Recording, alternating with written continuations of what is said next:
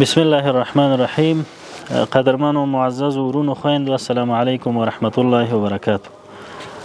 تاسو ته بهتره معلومه ده چې احساس خیریه بنسټ ژمنی کمپاین شروع کړی له سرمایه‌دارو شتمنو هیوادوالو خیرو هیوادوالو څخه اخلي او فقیرو بیچارهو یتیمو نابیناو معلولو هیوادوالو ته تر کوره رسوي. یو د دغې مرستو څخه چې متضرر او معلول ورور او نابینا ورور دی زمونږ چې مرسته مو ورته راوړه. اجمل ورور دی چې په دواړو سترګو باندې نابینا دی، نو کورنۍ وضعیت یې جوړ نه و، ځکه د ګټې وټې څوک ونه لري. هغه هم دې ته منتظر چې الله تعالی د چا په واسطه دوی تر کوره رزق ورسوي.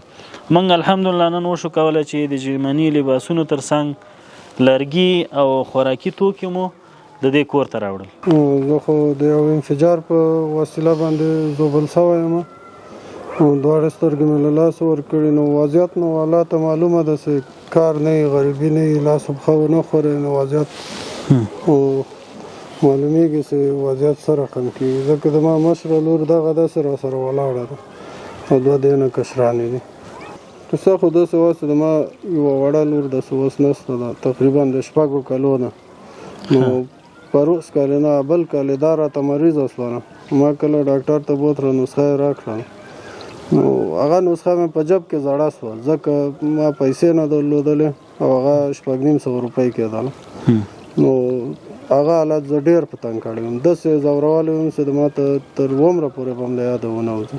کاشکې دغه زړه معلومېدلی چې زما زړه د اوس په سینه کې مې خیزونه وهي. نو بس الله پاک دې تاسو ته ما هغه خلکو ته چې دا زمینه مساعدوي، الله پاک د غیب په تاسو باندې ورحمېږي. ډېره مننه، الله دې اجر درکړي، خیر اوسي، الله دې ورحمېږي در باندې. ډېره مننه. قدرمن ورونو خویندو، د اجمل ورور خبرې تاسو واورېدې.